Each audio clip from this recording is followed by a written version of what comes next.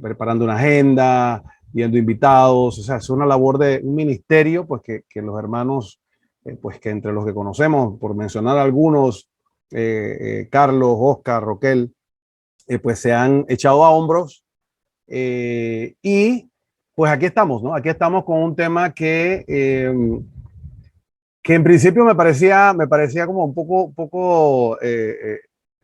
me parecía complicado porque la verdad es que no me había puesto a profundizar en esto de los temas, ¿no? De los documentos, de los diferentes tipos de documentos, ¿no? Pontificios, ¿no? Así que yo creo que vale la pena aclarar algunos puntitos para empezar. Eh, y creo que uno de los puntos más importantes es que los documentos pontificios son los escritos mediante los que el Papa ejerce su función como vicario de Cristo y pastor de la Iglesia Universal en la tierra. O sea, es el mecanismo, vamos a decir, formal, masivo. Acuérdense que pues desde que se fundó la Iglesia hace más de 2000 años, pues tenía que existir algún mecanismo para comunicar las decisiones y las, como quien dice, lo que el pastor de la Iglesia Universal, el camino que quería usar para orientarnos, ¿no? Entonces, en ese sentido, pues, sencillamente los documentos pontificios son un medio por el cual nosotros conocemos la voluntad formal del vicario de Cristo, ¿no? Y el vicario de Cristo es cualquier papa pues, que esté de turno, como digamos así, como representante de Jesucristo aquí en la tierra. Eso es lo que en resumen es. Así que nada complejo, sencillamente miremoslo como la forma en que recibimos la comunicación del vicario de Cristo aquí en la tierra, ¿no?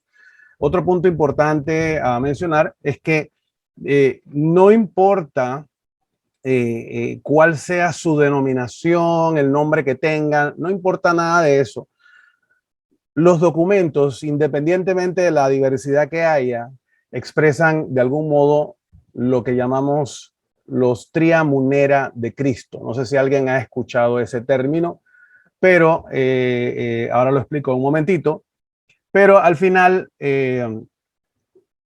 esta denominación de los documentos en general que buscan cumplir con esta misión de la tria munera de Cristo, es un proceso en el cual se han ido dando a través del tiempo. No es que ha habido, no es que se instituyó una organización formal de documentación, no, es una cosa que se ha ido dando de una manera muy natural a lo largo de la historia, de acuerdo a las necesidades a medida que la iglesia fue creciendo.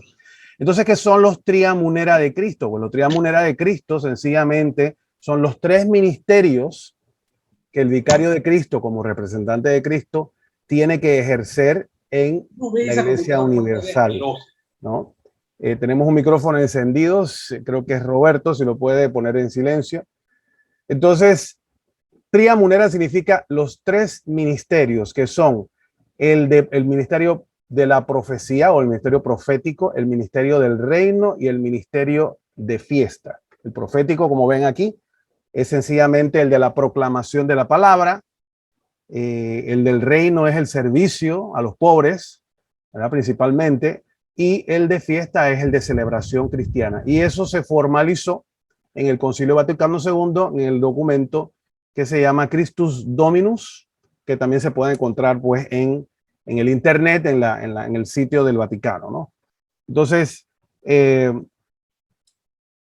como quien dice, me gustó mucho aprender esto porque al final el compromiso, la responsabilidad que deja Jesucristo a Pedro y a su iglesia y a todos nosotros como bautizados, que en algún momento del año litúrgico escuchamos que somos un pueblo de sacerdotes, profetas y reyes, es porque tenemos esa responsabilidad. Eso no es del Papa nada más ni de los obispos, ¿no? Esa corresponsabilidad, llamémoslo así, de participar y no solo participar, sino promover estos servicios. O sea, que este ministerio que hacen los hermanos que hacen esto todos los martes, pues es un ministerio profético y como deber de todo bautizado de servir en estos tres ministerios, que son los ministerios que dejó Cristo en su iglesia universal, sobre, como dice, los hombros de Pedro, ¿verdad? Y de todos los bautizados, pues igual nosotros somos un pueblo de sacerdotes, profetas y reyes, porque tenemos esa responsabilidad.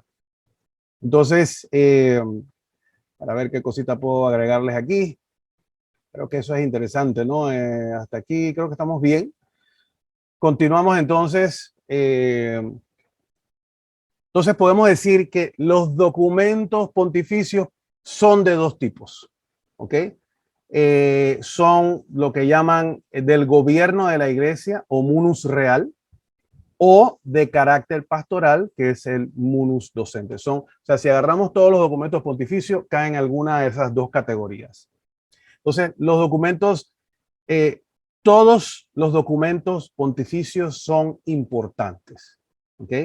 Y la relevancia, que es un comentario que de pronto hizo Carlos al inicio, su jerarquía se va dando por su contenido, no por el tipo de documento.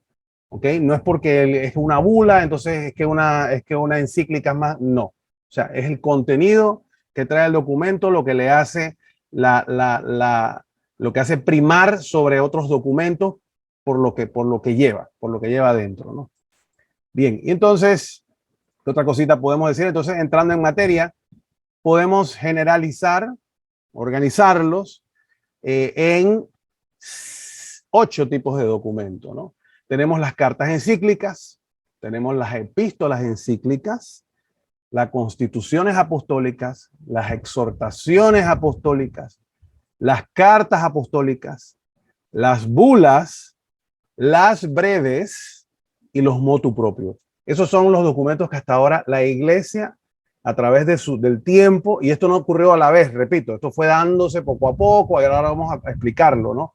No es que nació la iglesia con todos estos documentos, empezaron unos por aquí, otros por allá, y fue creciendo y evolucionando hasta tener pues esta, ya vamos a decir, esta organización y esta colección de tipos de documentos que maneja la iglesia en la actualidad. Entonces vamos a ver uno por uno rapidito, y a medida que los voy pasando, algunas imágenes van a ir mencionando algunos de los documentos que caen en esa categoría. De pronto, para que ustedes tomen nota, también les voy a ir mencionando algunos de nombre para que vayan de oído, como quien dice, diferenciando. Ah, esta la escuché, entonces esto cae en esta categoría, esta es otra categoría, y vamos a explicar cuál es la diferencia entre cada uno de ellos. Entonces, empezamos con las cartas encíclicas. Y las cartas encíclicas principalmente, si lo vemos en el latín, significan cartas circulares. ¿Qué es eso? Sencillamente es un memo. ¿Me explico? Es un memorándum. Entonces, es una carta circular, y es, como que dice, es una carta pública del sumo pontífice que expresa su enseñanza en materia de gran importancia, dirigida por el Papa a los obispos del mundo entero y a todos nosotros. ¿Ok? Entonces, aquí tenemos un ejemplo. Veritatis Splendor es una carta encíclica, ¿no? Que es una circular. Es la forma principal, pareciera, vamos a resumirlo así, como que la forma más global en la que el pontífice, el sumo pontífice, comunica enseñanzas en temas de gran importancia, que así lo considera el sumo pontífice, ¿no? Y pues el magisterio. Entonces, vamos a subdividir las cartas encíclicas, que son las que estamos viendo. Vamos a tener cartas que buscan enseñar sobre algún tema doctrinal o moral. Vamos a ver una categoría que son cartas que buscan avivar una devoción, o sea, son más devocionales. Otras cartas encíclicas buscan condenar errores, y otras pueden ser sencillamente cartas encíclicas diseñadas para informar a los fieles sobre los peligros de la fe, hacer, como quien dice, que estemos alerta, etc. Entonces son, en grandes rasgos, hasta el momento, las cartas encíclicas que se tienen, las categorías que pudiéramos subdividirlas. Nos damos cuenta de que se usan para todo, pues. Bueno, pareciera pareciera que no entran las cosas administrativas en las cartas encíclicas. Y aquí vemos, ¿no? Estamos viendo que pudiera ser más, que se usan más para el tema pastoral, por lo que podemos aquí visualizar. Vamos a ver un momentito, disculpen que voy a bajar esto ya. Entonces, su valor principal es que tienen una enseñanza dirigida a la Iglesia Universal. ¿Ok? Cuando tratan cuestiones sociales, económicas o políticas, comúnmente no solo son dirigidas a nosotros los creyentes, los católicos, sino también se da el caso que la dirigen a todos los hombres y mujeres de buena voluntad. O sea que las cartas encíclicas, cuando las emiten, no solo van dirigidas a nosotros, sino a toda la humanidad, ¿no? Aquí vemos, por ejemplo, Pacem in Terris, que es el Papa Juan XXIII, perdón, en el año 63. Y era una encíclica que tenía que ver, acuérdense que acababa de pasar más o menos el tema de la guerra mundial y estaba el tema de la Guerra Fría, estaba el tema de los, ¿se acuerdan? La crisis de los misiles entre Rusia y los Estados Unidos. Entonces, la carta Pacem in Terris fue una carta en la cual el Papa Juan XXIII quería manejar o hablar de ese tema, ¿no? Tenemos, por ejemplo, otras cartas como la que vimos anteriormente, la Veritatis Splendor, en la que, por ejemplo, el Papa solo incluye en su saludo a los obispos. Entonces vemos como que pareciera que no estamos nosotros incluidos, pero podremos encontrarnos cartas apostólicas, cartas encíclicas, perdón, como esa, en la que vemos que van dirigidas a los obispos. Pero eso no significa que no está dirigida a nosotros, porque los obispos, como son los pastores de la iglesia, se les dirige a ellos como pastores para que ellos nos digan a nosotros pues esas enseñanzas. Bien, entonces, para terminar el tema de cartas encíclicas, bueno, no terminar, vamos a hablar un poquito más de ellas. Toda carta encíclica debe tener un fiel asentimiento, obediencia y respeto de parte de todos nosotros los creyentes, ¿no? Como dice aquí, por ejemplo, como no es de forma usual promulgar pronunciamientos infalibles, siguen siendo, no se usa este medio para pronunciar hacer esos pronunciamientos ex cátedra que hemos hablado anteriormente.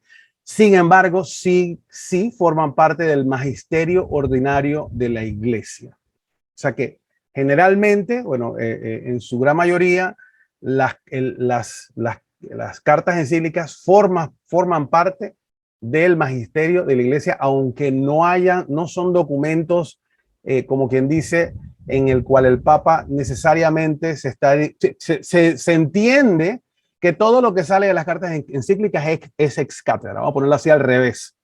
¿Ok? Aunque no trata temas que buscan aclarar aclarar temas doctrinales y decir esto está bien, esto está mal, siguen siendo en general todas las cartas encíclicas parte del magisterio ordinario de la iglesia. Dije en su gran mayoría porque la verdad es que desconozco lo que dicen todas las cartas encíclicas, pero en la norma pareciera ser que pues casi todas pertenecen al magisterio de la iglesia. Entonces, si tuviéramos que hablar de los tipos de cartas encíclicas, vemos entonces, resumiendo, que tenemos encíclicas doctrinales, ¿ok? En las que el Papa, por ejemplo, propone o desarrolla temas doctrinales. Muchas de estas cartas encíclicas doctrinales han cambiado significativamente y marcado significativamente el camino, el rumbo de la iglesia, de nuestra iglesia, cada vez que muchas de ellas pues, han tenido ese impacto muy fuerte, ¿no?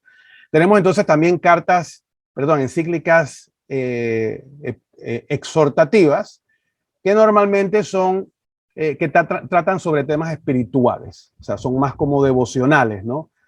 Su propósito principal es ayudar a los católicos en su vida sacramental y devocional. En sí misma, cuando entra en la categoría de una encíclica, de una carta encíclica exhortativa, pues normalmente no trata temas doctrinales porque sería entonces del otro tipo, de la que vimos anteriormente. Tenemos también incluso el caso de encíclicas disciplinares, ¿no? Que de vez en cuando habrá alguna que trata cuestiones puntuales, particulares, disciplinarias en cuanto a temas de prácticas no solo de los fieles, sino también de todo el rebaño, como quien dice en nuestra iglesia, ¿no? Bien, entonces aquí terminamos con las cartas encíclicas, ¿ok? Y vemos aquí la imagen de Caritas in Veritate, hay un montón. Vale, entonces tenemos entonces la segunda categoría que la queremos mencionar, separar, que es un tipo de documento menos frecuente, que es la epístola encíclica. A mí me llama mucho la atención porque epístola significa carta.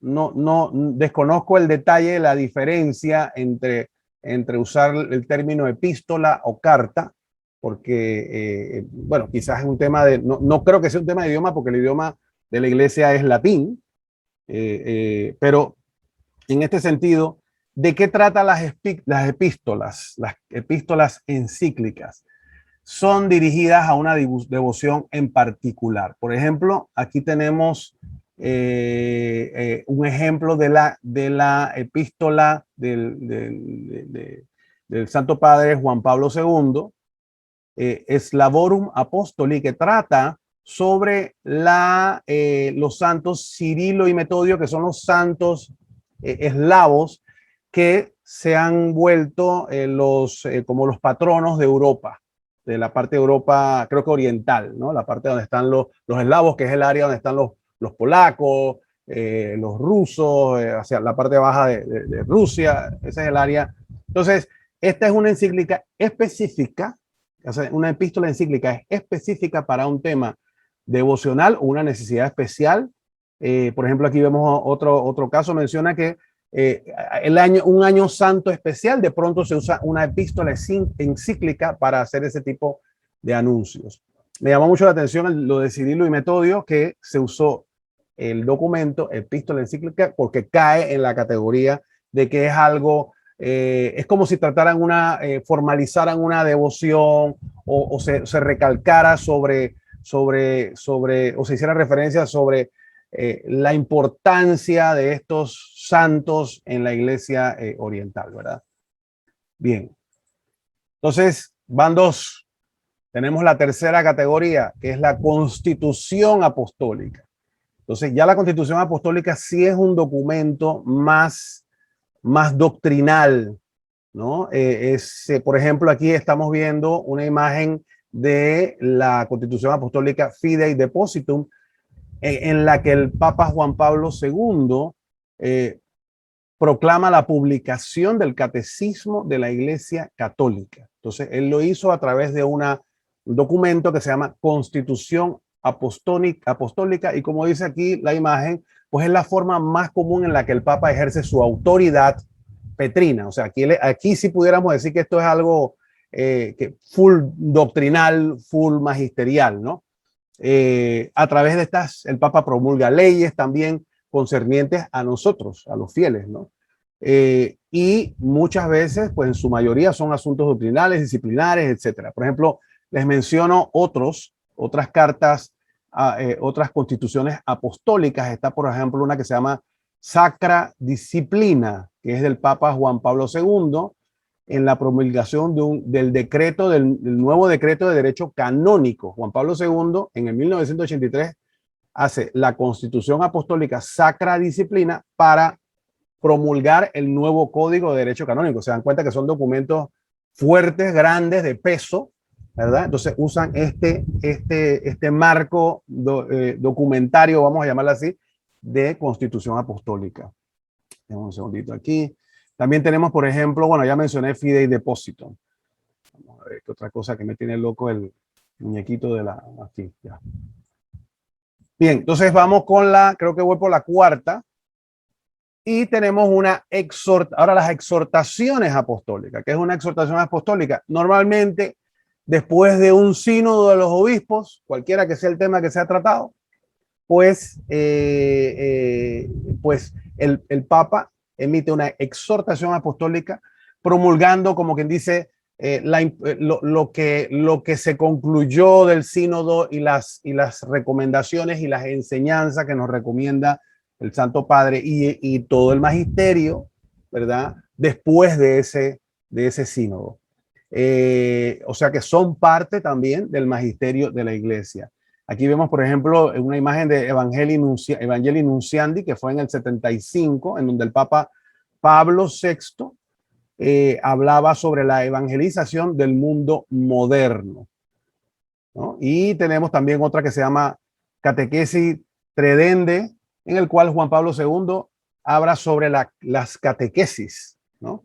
Está Familiares Consorcio, que nos estamos acercando un poco más, que fue en el año 84. Juan Pablo II habla sobre el papel de la familia cristiana.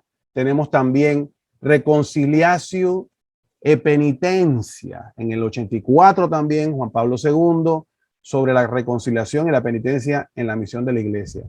Y así tenemos muchas más. Redemptoris Custos, en el 89, que habla sobre la persona de la misión de San José en la vida de Cristo y la Iglesia. Ese se llama Redemptoris Custos.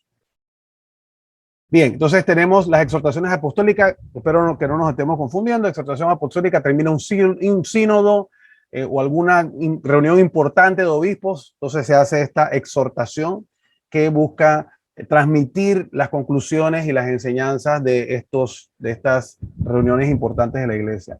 Tenemos entonces la quinta categoría, que es la carta apostólica. Una carta apostólica pudiera parecerse un poquito a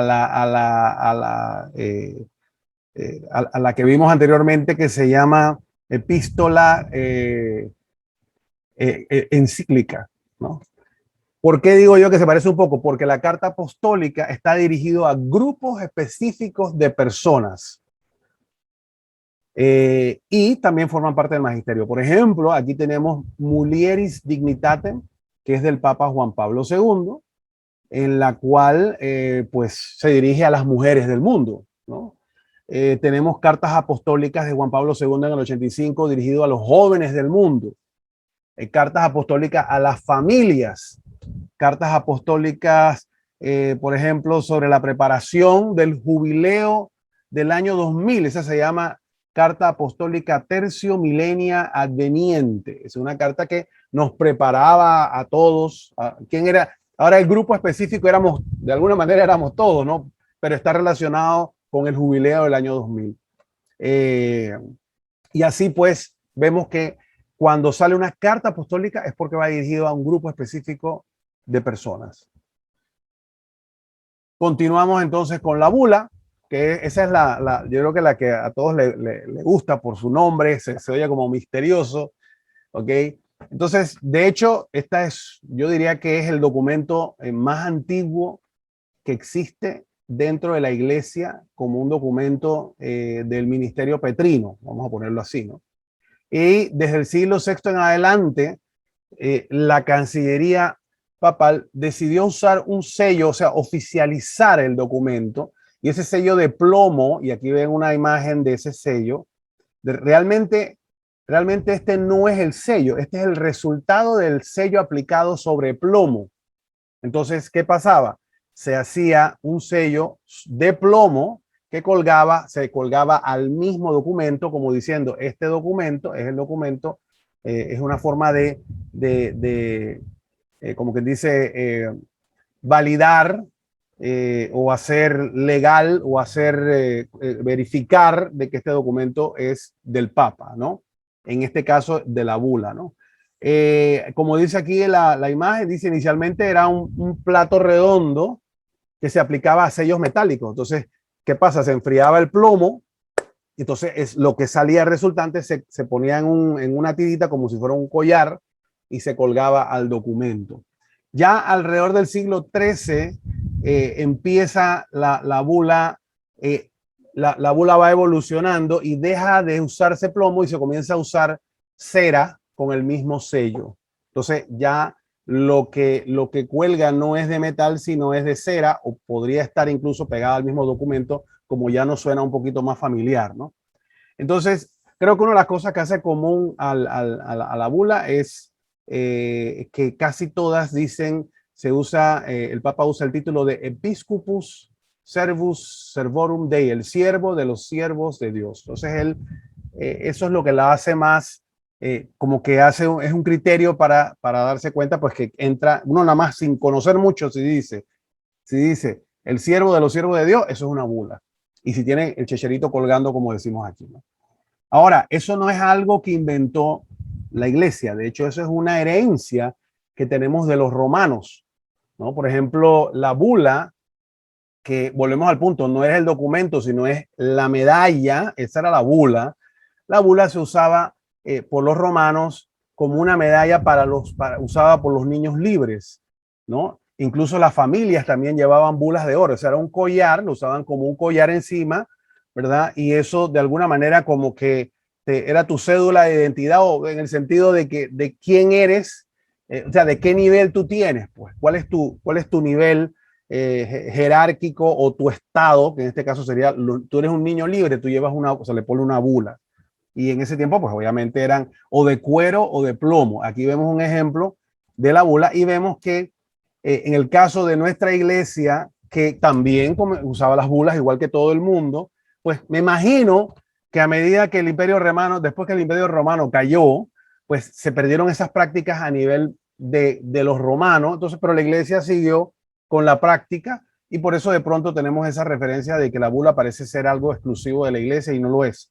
En el caso de la iglesia, la bula siempre tiene dos caras. De un lado se ve tanto a Pedro como a Pablo con una cruz en el medio, y del lado opuesto vemos el nombre del Papa que emite la bula, dicha bula.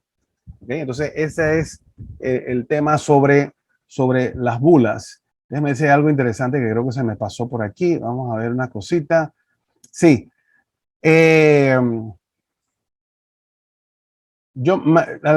Pareciera que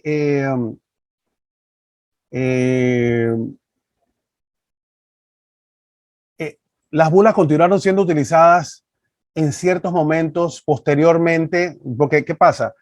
Después de la bula, cuando existían las bulas, era el único documento, como quien dice, formal que existía del pontífice.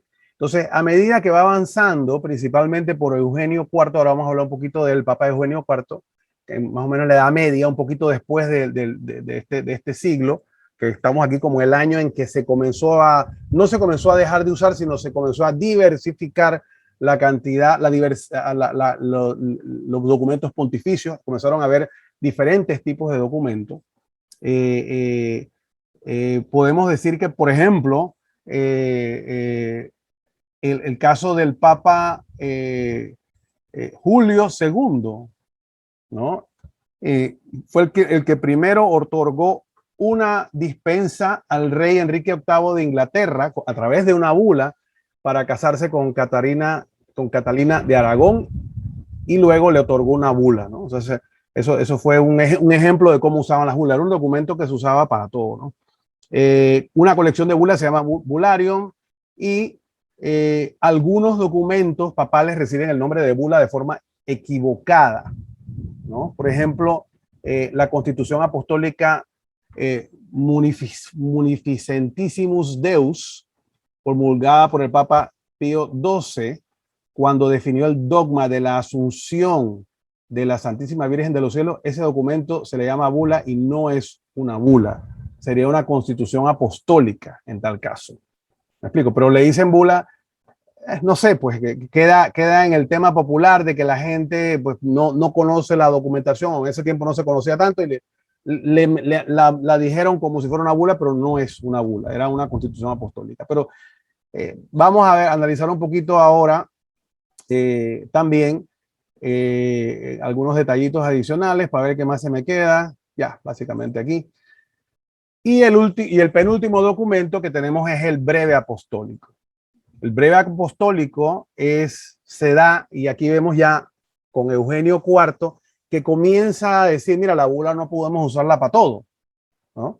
Entonces, él comienza a reemplazar el sistema de bulas por una variedad de documentos, y tenemos el más común, que comienza a verse como una manera más común, es el breve apostólico. Y el breve apostólico es un documento del Papa que no tiene, que solo se refrenda con el sello del anillo que vemos aquí, no tiene, es una longitud menor, tiene menor importancia que una bula, y generalmente no contiene ni inicio, ni preámbulo, ni prefacio, y se refiere a un solo tema.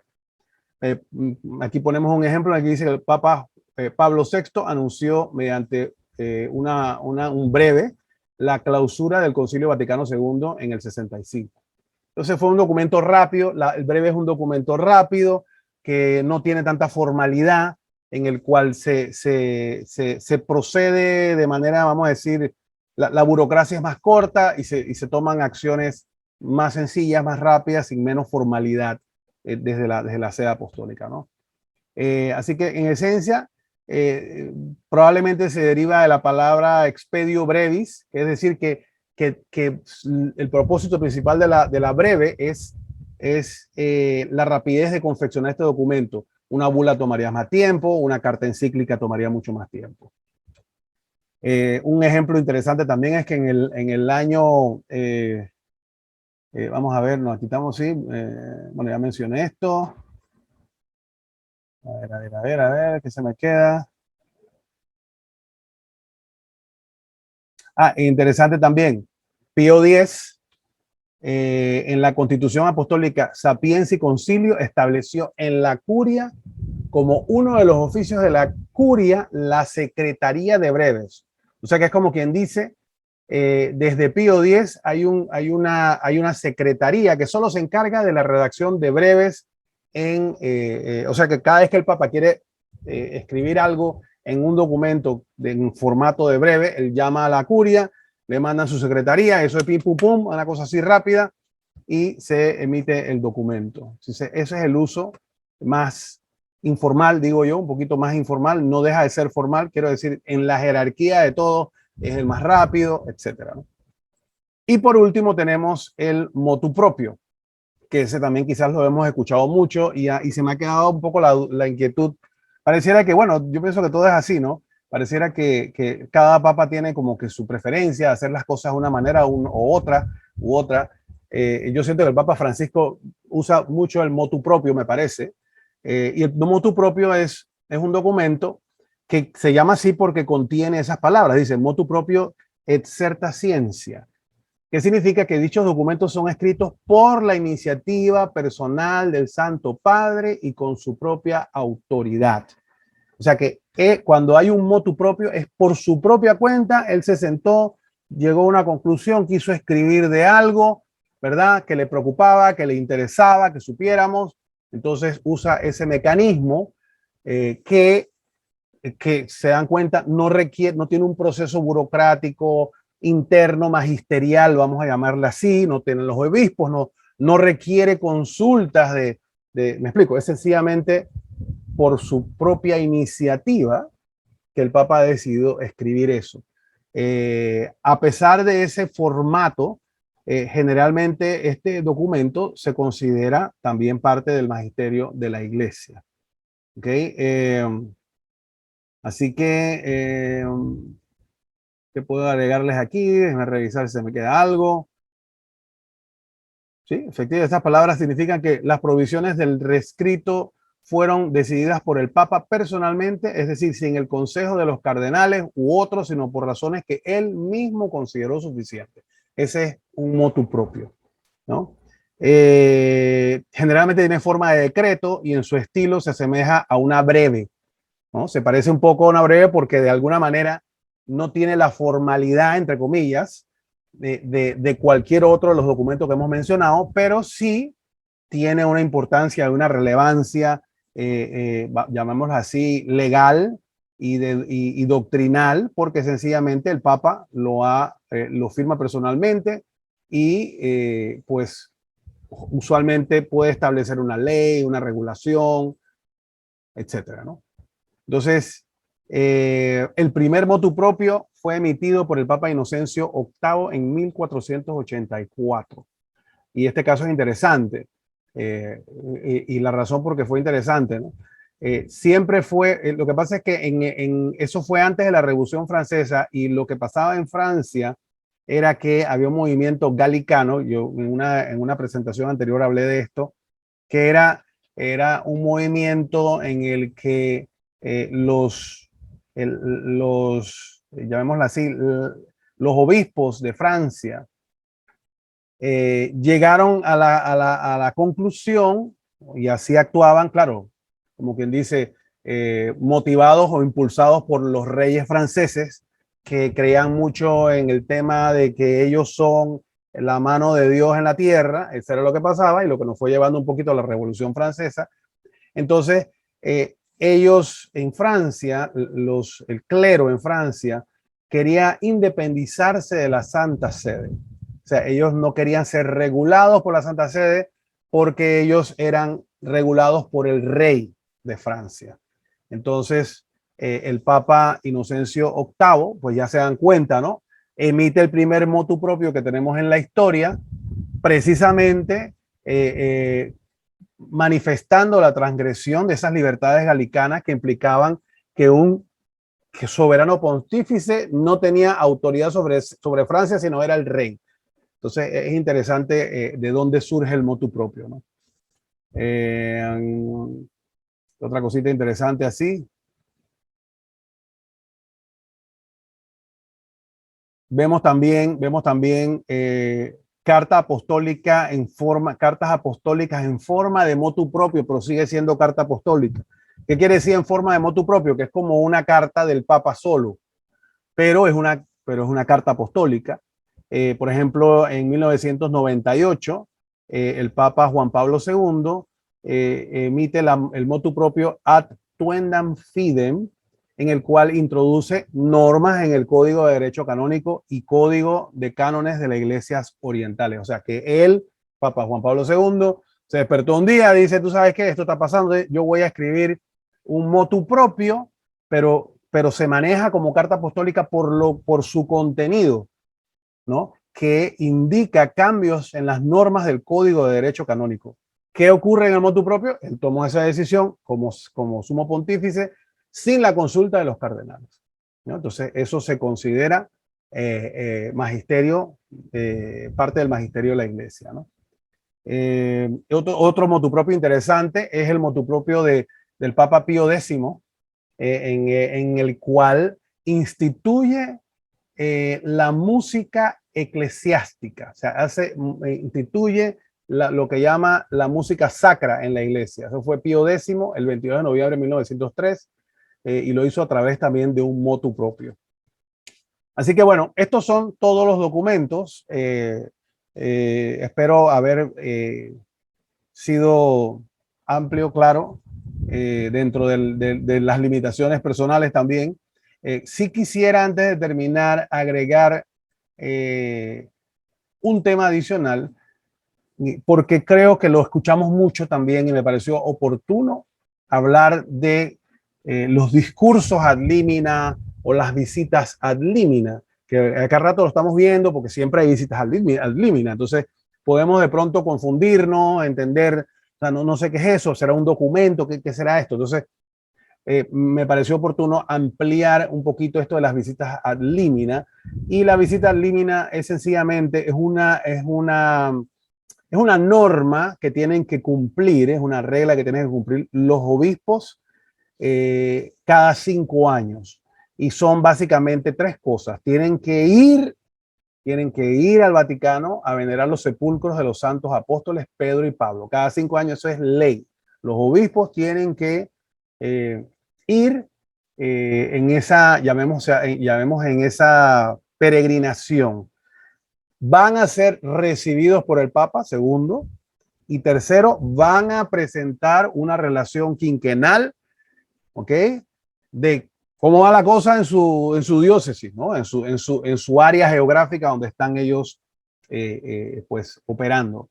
Los discursos ad liminas que se dan a los obispos en una región particular, o los discursos de estas visitas, no pertenecen en el mismo grado al magisterio ordinario de la iglesia. O sea que pudiéramos decir que no son parte del magisterio si se da algún discurso, porque realmente es la comunicación que ocurrió de una visita de los obispos que tienen que hacer regularmente pues a la Santa Sede. Así que esto es, como quien dice, un bono adicional, el tema de las visitas y los discursos ad limina, que evidentemente pues quedan escritos, ¿no? ¿Cómo podemos verificar si un documento es oficial? Tiene que aparecer en el acta apostólica sedis, ¿okay? Que es un acta oficial que se puede verificar en el Observatore Romano, que es el periódico del Vaticano. También se puede verificar en la página de internet. Y esa página de internet de esos documentos cuyo lenguaje oficial es el latín, se las comparto aquí, que no tiene nada del otro mundo. De hecho, aquí hay una imagen de esa página y la forma en que está detallada esos documentos. Si los vemos, inclusive están en orden alfabético y son un montón, ¿no? Ahí para pasarse la vida leyendo, ¿no? Entonces, y ya, básicamente eso es lo que teníamos. Espero haber aclarado algunas inquietudes sobre el tema de los documentos y Julio, dentro de mis limitaciones quedo a su disposición para responder preguntas.